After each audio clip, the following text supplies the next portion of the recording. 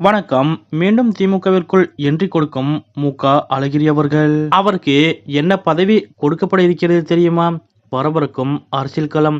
இதை பத்தின மூளைவர்த்தோட இப்ப நம்ம பார்க்கலாம். தமிழ்நாடு முன்னாள் முதலமைச்சரும் திமுக தலைவருமான கலைஞர் கருணாநிதி அவர்களது மூத்த மகனான மு.க. அழகிரி அவர்களுக்கும் இளைய மகனான ஸ்டாலினுக்கும் அரசியல் ரீதியாக கருத்து வேறுபாடுகள் இருந்தன.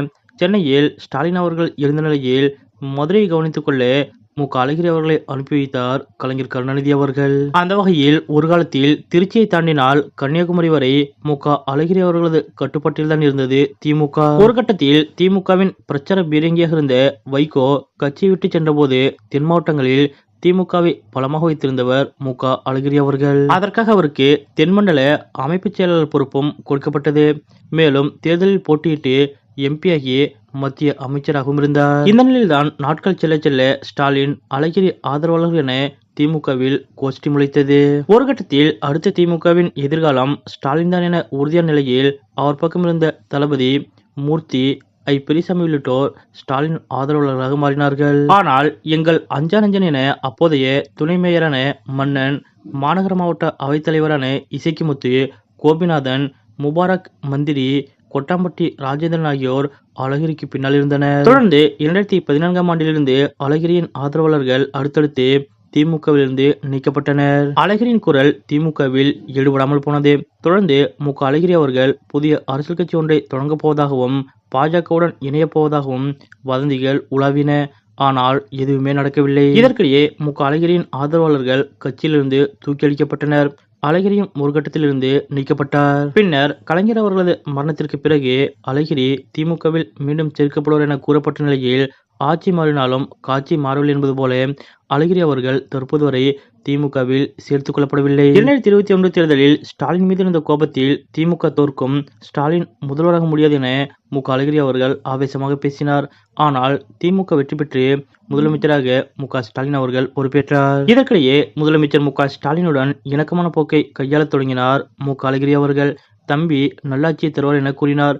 மதுரைக்கு சென்ற உதயநிதி பெரியப்பாவை சந்தித்து வாழ்த்து பெற்றார். அதேபோல் மீண்டும் முதலமைச்சர் மு.க. ஸ்டாலின் அவர்களும் மு.க. அழகிரி அவர்களும் அடிக்கடி சந்தித்து பேச தொடங்கினர். அவ்வப்போது இருவரும் தொலைபேசி வாயிலாகவும் உரையாடி வருகின்றனர். இதனால் மீண்டும் மு.க. அழகிரி அவர்கள் திமுகவில் இணைய போவதாக செய்திகள் வலம் வந்தன. ஆனால் தற்போது வரை மு.க. அழகிரி அவர்கள் மீண்டும் திமுகவில் இணையவில்லை. அதாவது இதற்கு மேல் மீண்டும் திமுகவில் இணையும் எண்ணம் மு.க. அழகிரி அவர்களுக்கு இல்லை என்று கூறப்படுகிறது. மாறாக தனது மகன் தயாநிதி அழகிரிக்கு திமுகவில் முக்கிய பொறுப்பு வாங்கி கொடுக்க மு.க. அழகிரி அவர்கள் திட்டம் தீட்டி வந்ததாக கூறப்பட்டது. அதன்படி சமீபத்தில் நடந்து முடிந்த நாடாளுமன்ற தேர்தலில் மு.க. அழகிரி அவர்களது மகன் தயாநிதி அழகிரி அவர்கள் மதுரை நாடாளுமன்ற தொகுதியில் போட்டியிடுவார் என்று எதிர்பார்க்கப்பட்டது. ஆனால் அதற்குள்ளாக தயாநிதி அழகிரிக்கு திடீர் உடல்நலக்குறைவு ஏற்பட்டு மருத்துவமனையில் அனுமதிக்கப்பட்டதால் அந்த தேர்தலில் அவர் போட்டியிடவில்லை. இப்படிப்பட்ட நிலையில்தான் மு.க. அழகிரி அவர்களது தீவிர ஆதரவாளர்களான மன்னன், இசக்கிமுத்து, முபாரக், மந்திரி கோபிநாதன் ஆகியோர் தங்களை கட்சியில் மீண்டும் சேர்க்க வேண்டும் என திமுக தலைமைக்கு கடிதம் எழுதியிருக்கிறார்கள். இவர்கள் மு.க. அழகிரி அவர்களது ஆதரவாளர்களாக இருந்தாலும் திமுக மீது கொள்கை பிடிப்பு கொண்டவர்கள்.